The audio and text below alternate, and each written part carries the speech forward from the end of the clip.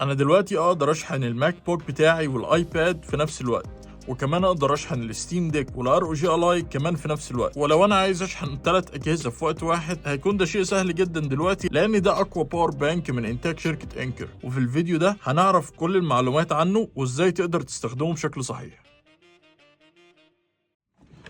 اهلا بيكم. يمكن فكرة انك يكون عندك جهاز بيشتغل على واط عالي وانك لازم يكون معاك الشاحن الخاص بتاعه وتوصله بالكهرباء وتشحنه، بالذات لو انت بره البيت، دي بقت فكرة قديمة شوية، لانك مع الباور بانك ده هتقدر تستغنى عن الشاحن بتاع اللابتوب بتاعك والشاحن كمان بتاع اي هاند هيلد بي سي. الاول كده خلينا نعرف شوية معلومات عن الباور بانك ده. الباور بانك ده اصدار انكر 737 وبيجي بسعر 24000 ملي امبير 140 واط. طبعا 140 واط دي كبيرة جدا، لان انا مثلا عندي الستيم ديك والار او جي الاي وحتى لينوفو ليجن جو بيستخدموا 65 واط تشارجر بيجي معاهم، ولكن انت عندك هنا 140 واط. واكتر ميزه مفضله بالنسبه لي في الباور بانك ده الشاشه نفسها. في زرار واحد هنا بس ليه كذا فانكشن، يعتبر هو الاكشن بوتون. لما تضغط عليه مره واحده هيبين لك في كام في الميه من البرسنتج. هنا باين عندي ان هو 100%، ولو ضغطت ضغطه ثانيه هيدي لك معلومات زي صحه البطاريه والحراره وعدد المرات اللي الشاشه اتفتحت فيه واتقفلت. ومع الضغطه الثالثه بيديك الاولويز اون ديسبلاي، ولو فضلت ضغط عليه 5 ثواني هيوريك الانيميشن اللذيذ ده. بس الميزه هنا بقى انك لما توصل كابل الشاحن بالجهاز بتاعك بيوريك كام واط طالع بالظبط من كل بورت.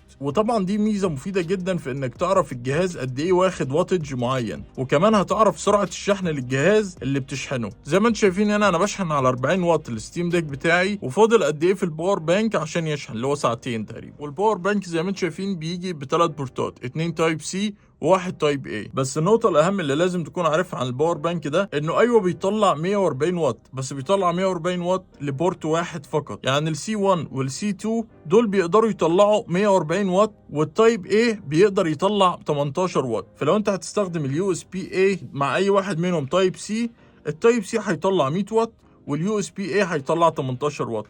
أما لو بتستخدم السي 1 والسي 2 في نفس الوقت فهيطلعوا هما الاثنين 140 واط، وكل واحد منهم هيعتمد طبعا على الجهاز اللي موصله ليه. يعني لو موصل ايفون وموصل ماك بوك هيوصل الواتج اعلى للماك بوك طبعا. اما لو بتستخدم كل البورتات في نفس الوقت فهيكون السي 1 والسي 2 بيطلعوا 122 واط، واليو اس بي اي هيكون زي ما هو 18 واط. يمكن الموضوع تحس ان هو معقد شويه، بس كل التفاصيل دي بتبان عندك اول ما توصل اي جهاز على الباور بانك نفسه. اما بالنسبه لتجربتي الشخصيه في الشحن نفسه، فانا قدرت ان انا اشحن الماك بوك برو اللي هو الام 1 بتاعي فول كامل خلال ساعه ونص تقريبا، ودي حاجه مميزه جدا. وكمان قدرت ان انا اشحن الستيم ديك خلال ساعه بالظبط. بس عشان تقدر تستخدم الباور كامل لازم يكون معاك كابل بيقدر يوصل 140 واط زي الكابل اللي بيجي معاه ده. الكابل اللي بيجي معاه ده هو 140 واط ماكس، ولكن برضو انا بشوف ان انت تقدر تستخدمه 65 واط لاي جهاز تاني، وده هيكون باور كافي. ولكن عشان تعمل فاست تشارج هتحتاج ان انت تستخدم باور عالي، فهيعمل كونسيوم عندك للباور بانك نفسه بسرعه. كل دي مزايا كويسه جدا، بس ايه العيوب اللي موجوده في الجهاز ده؟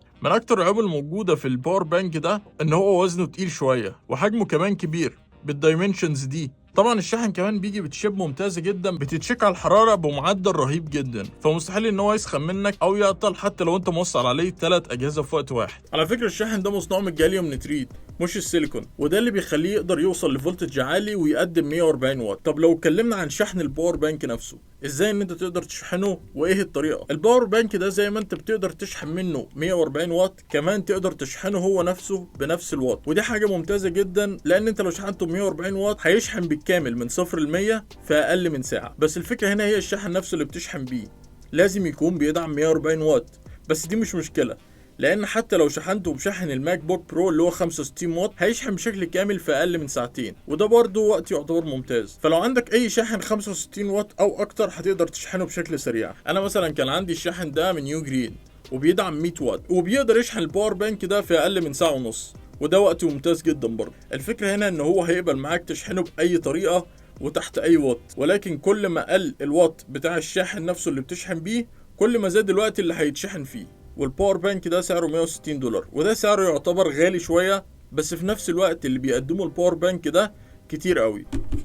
اما العلبه نفسها بيجي فيها الكيس دي تقدر تخزنه فيها، كمان بيجي معاها الواير ده اللي بيدعم 100 واط زي ما قلنا، ودي هتقدر تحميه وتاخده معاك في اي مكان زي ما انت عايز. وكل التفاصيل واللينكات اللي اتكلمنا عنها في الفيديو ده هسيبها لكم في الديسكريبشن. خلونا اعرف ايه رايكم في الكومنتس، ولو عجبك الفيديو ده اعمل لايك وشير مع حد ممكن يستفيد بالفيديو ده. شكرا جدا على المتابعة واشوفكم في فيديو جديد.